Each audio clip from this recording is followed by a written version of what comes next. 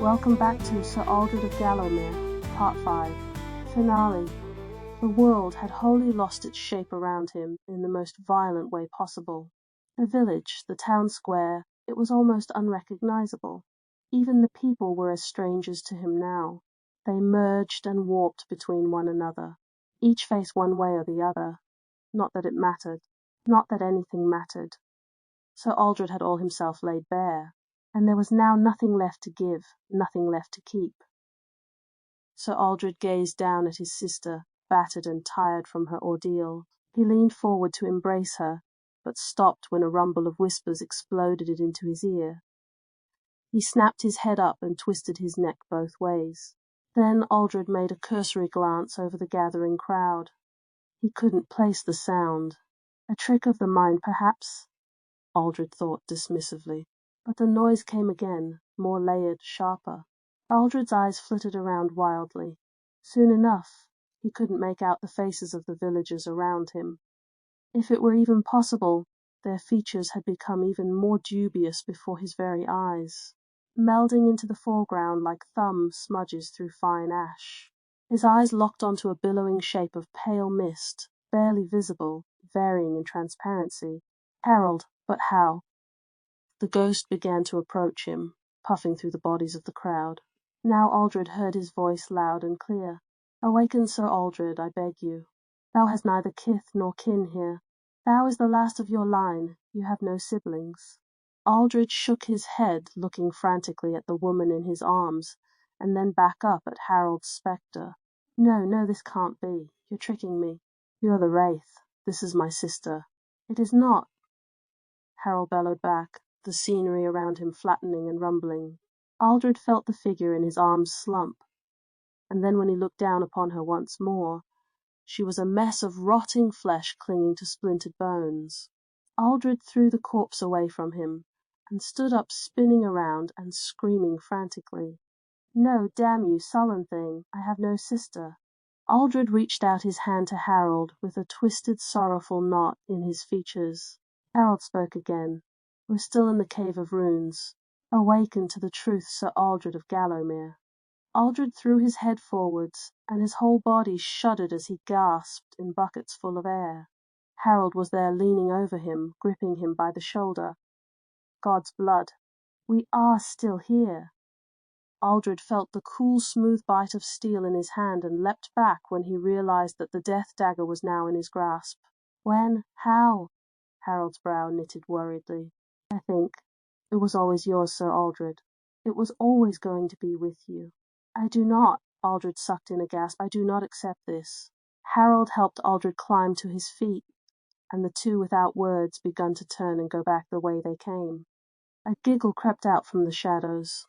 Both froze, a chill hit them like a gust of icy wind. The two turned back. There it was once again before them, the twisted elongated form of a child, the minor wraith they had slain before. Aldred realized then it was more than just a shade of himself. It was the piece of him that still brewed with potential, and he had traded it away on the vague, empty promise of an ego well stroked. What a fool he had been, Sir Aldred realized. That twisted thing was his and the Mirewraith's offspring, the living result of a pact struck in the blood of the soul. Aldred had borne no kin of his own, nor taken a wife. The billowing wisp of a creature before him, gaunt and twisted, offended his pride and his house's great name. The shame and humiliation was palpable in the air, and was only further poisoned by the wicked grin the waifish creature shot at him. Sir Aldred pulls his weight off of Harold and draws his sword. With the throbbing sting of the truth piercing his very soul, Aldred's humiliation grew tight barbed vines with thorns throughout his body, making his blood run red-hot with a sour sting. Aldred charged at the wraith at full speed, but as he was about to cut into the creature, he found himself stumbling out of the same alley he'd hid in before, the one steeped in shadow, the one that ran alongside Harold's home. Aldred tried to steady his feet and slow his speed. When Aldred finally caught himself, he noticed a figure in the corner of his eye. Harold, blank expression, then his brow knitted together in confusion. The door to his home was wide open, Both he and Alfred could hear the sound of clanking cutlery and the syrupy small voice of a child. Aldred righted himself on his feet, his eyes completely captured by the other man's. Harold seemed set apart from the shadows that clung to Aldred, bathed in a golden column of light that spilled out from his home, a house full of riches, success, and succession. Aldred felt a black bubble boil up inside him. He knew this rage, these poisonous feelings, but it was far more bitter and sour than anything he had originally brewed from his wanton heart. This feeling isn't mine. Aldred gritted his teeth and drew his fingers into his palms tightly. That's when he finally noticed it, the dagger. The two of them had played this scene out before, but Aldred didn't strike. There was a scream, a sound. Aldred felt his skin writhe and pull away from his bones as the bubble grew in size and depth, winding a gnawing ache that couldn't be denied. Aldred gripped the blade tighter, his hand beginning to shake. Where was the scream? It should have happened by now, but the only thing that passed between the two men was an oppressively persistent silence. Then Harold noticed the blade in Sir Aldred's hand. His brows lifted and golden light swam across his eyes as a horrifying realization came over him. Harold simply asked, "Is that blade for me?" Aldred stared back at Harold in disbelief. His mouth moved, but no words formed, no sound emerged. "O Lord, forgive me for speaking ill of my lord, but was this blade always for me?" Then Aldred's attention is captured by a familiar shadow standing ever so slightly to the right of Harold. Aldred sees the child Wraith over Harold's shoulder. His body began to writhe and quake as though he was being hollowed out and a person 2 sizes too big was trying to fit into him like a stiff waxy armor. Aldred lost control and, suddenly filled with a foreign rage, lunged at Harold, stabbing him to death. Aldred couldn't help himself. His inner self, his convictions, were being crowded out by something entirely other. Though Aldred decried the act, the savagery, he couldn't pull himself away. He couldn't make his arms and hand obey his heart. The frantic hand plunging and gouging of flesh and sinew only halted when Harold was on the ground in a bloody pool of no regard or recognition. Aldred then wept and wailed, throwing the blade away and holding his scarlet-drenched hands over his eyes as his voice spun out in tangled screams. The Wraith returned to Aldred's field of view, and the knight admonished it, hissing anguished curses at it. The Wraith looked at him bemused. Aldred protested. "It didn't happen like that. I and Harold had run to the forest together after hearing a scream. How dare you? You know nothing, vile half-made thing." But none of Aldred's embittered words stirred even the slightest fervor of emotion from the child Wraith. It merely cocked its head to the side curiously. Aldred stumbled from the side of Harold's house again. The knight quickly gathered his feet. He snapped his head around in bewilderment. He was still wet and sweating from the effort of his prior enforced murder, but the night seemed once again fresh around him. The air that flew through him and past the alley was invigorating and cool. Instinct took over, and Sir Aldred turned in the direction of the doorway to Harold's house.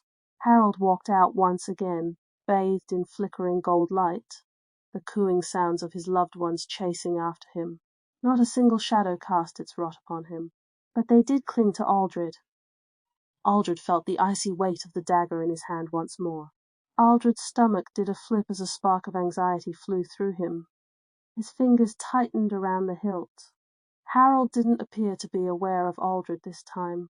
He turned away from the alleyway and his door towards the forest. Aldred pressed himself against the side of the building, clenching the blade with his other hand tightly to his chest. He squeezed his eyes closed and prayed that he had the strength to keep the bloodlust and rage at bay. But then Aldred began to experience that overstuffed feeling he'd felt before, and now that bubble of rage had turned into a tight fist. Turning his insides into a burning knot, Aldred bounced off the wall and leapt on top of Harold, completely savaging him. When the foul deed was done, Aldred noted through his fatigue that his grip on the dagger had loosened. Aldred didn't hesitate. He ripped it away from himself with his other hand, and threw it into the darkness out of sight. Doth thou lack in such merit of honour, that thou doth willingly strike one's own brethren in the back, like a lowly thief, like a coward? Aldred pulled himself up to his feet, his knees giving way for a moment. He caught as much breath as he could, his chest heaving rhythmically, then drawing his sword rallied up a weak and wobbly sprint towards the child Wraith. But Sir Aldred fell short before the very tip of his blade could even lick flesh. A void in the earth opened up beneath him and swallowed him whole. Aldred fell for what seemed like endless moments all coagulated into a barely readable concept of time passing, only to land on his chest near the side of Harold's home. Aldred, panting and groaning in agony, gets up, the blade back in his hand. "Damn you, Wraith!" Sir Aldred growled. His fingers tightened around the hilt of the blade again. Aldred tried to peel it away from himself, but his hand held firm. Then Aldred heard the creaking of the door as it opened. He loses control of his body. He had become a passenger once again. Aldred exploded into Harold's line of sight, and despite seeing the confusion and terror in the man's eyes, viciously disembowels him. Harold can't even draw out a scream as his guts splash the stone and earth between them. Damn you, Aldred cried through gritted teeth. Then he heard a loud scream from the open door of Harold's home, and twisted his head in that direction, the light from the candles burning his eyes. Aldred, with a guttural, mournful cry, lunged at Harold's wife and child and ripped them to pieces with the dagger. Aldred tried to hold himself back, but his aching body refused to listen. It had thoroughly and deeply betrayed him. Aldred's hand just kept stabbing and stabbing until he became completely drenched in blood. When Aldred had finally spent all his rage and vigour, he yelled out to the child Wraith, "This is not what came to pass. Stop sowing false truths." Aldred ran through the open door at the Wraith with the tiny spark of energy born from his rage and frustration. He had leapt out of Harold's home, only to find himself coming back out of the alleyway near Harold's home, heading straight for him. Harold yells for Aldred to wake up, and Aldred just barely manages to stop himself from murdering Harold once again. Aldred yelled at Harold to get back inside the house and protect his family. Aldred ran directly at the Wraith child. The Wraith dodged with mocking laughter. Aldred gave chase down the same path he and Harold had both originally used, to reach the forest. That first time they discovered the Wraith child, that was both him and the Mirewraith. The Wraith halted, and with an air of satisfied cockiness turned to face Aldred. Aldred kept at a steady pace, dagger raised. Then the Mirewraith emerged behind the Wraith child, and with a wave of its hand, sent Aldred spinning down the alleyway to Harold's home. Completely depleted, Aldred came clambering out of the side of Harold's home once more. His feet were incredibly sore and heavy, throbbing with pain and thrumming with burning hot blood. Aldred lifted and stomped each step into the ground as he dragged himself forward. Harold turned slowly to meet Aldred's gaze. Aldred was battered, bruised and drenched in sweat, soiled in blood. As the two men met each other's gaze, Harold's eyes are filled with deep compassion. Harold understood then what wasn't but should have been. The path they had both created was an alternative to the Mirewraith's pact, an unforeseen deviation when their true characters shone through. On that night he was now constantly reliving. They had run to help a stranger, instead of becoming murderer and victim. But the Mirewraith's pact was final. All paths led to this moment now. The pact had to be fulfilled. Aldred's lower lip trembled as the truth reflected back into his own eyes from Harold's. This was their destiny, and there was no escaping it, no matter how much Aldred fought it or tried to deny it. Harold carefully looked over his family one last time, and then closed the door to his home. He then gave Aldred a weak smile of acceptance. Aldred's hand with the dagger soldered to it, lifted automatically, aiming at Harold. Despite how painfully tired he was, despite how heavy all his limbs felt, despite his staggering and aching bones, his body still beckoned him forward without his permission. Aldred searched Harold's eyes for anger, for betrayal, for disgust, but found none. As Aldred's feet continued to draw him closer, his eyes filled with tears, but he remembered what Sir Edric had told him. Aldred then noticed that the dagger that he had drawn that first time he had appeared in the dark, plotting to kill Harold, was one and the same as the death blade Edric had charged him with. Aldred now began to wonder if none of it was real, or some of it, or rather all of it. Either way, he was going to be eternally making the same mistake over and over again, tarnishing his honor and his family name for eternity.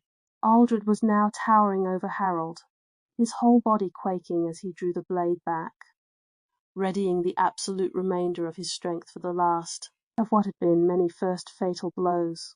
Harold merely folded his eyes closed and sighed in resignation. "Now!" Aldred bellowed as he tossed Harold aside and slashed the blade across the child Wraith's throat. The creature let out a screech that was part juvenile beast and baby cry.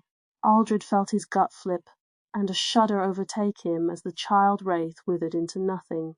The Mirewraith appeared before the two men, swelling in size, eating up all the darkness, until everything went pitch black.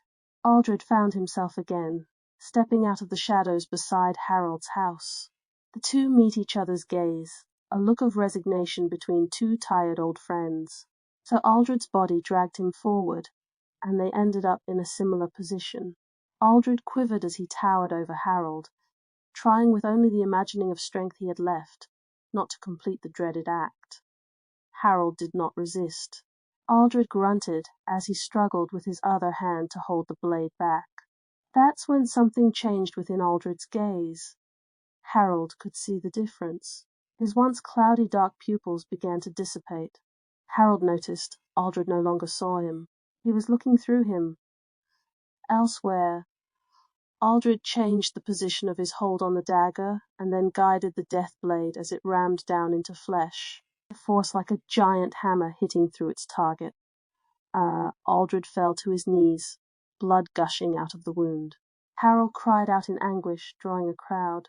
His wife rushed out from the door, lifting and throwing her skirt as she did so. The villagers gathered in larger and larger swaths around the scene as Harold and his wife called for help. But it was too late. Harold laid the knight down and noticed how crystal clear and beautiful Sir Aldred's eyes had become, like a midsummer dune, full of life and endless potential, but no longer here. Harold told everyone that would listen of how Aldred had saved him and the village from the Mirewraith with his sacrifice. The village grieved for weeks after his grand funeral that all had attended, a funeral more than fit for a man of his station. Some time after the knight was laid to rest, Harold erected a stone statue in honor of Sir Aldred of Gallowmere, the most honorable man he'd ever known. The end of Sir Aldred of Gallowmere, Part 5, End of Story. Thanks for watching. Please like and subscribe to support the channel. Another tale from TripplEXreader. Sir Aldred of Gallowmere.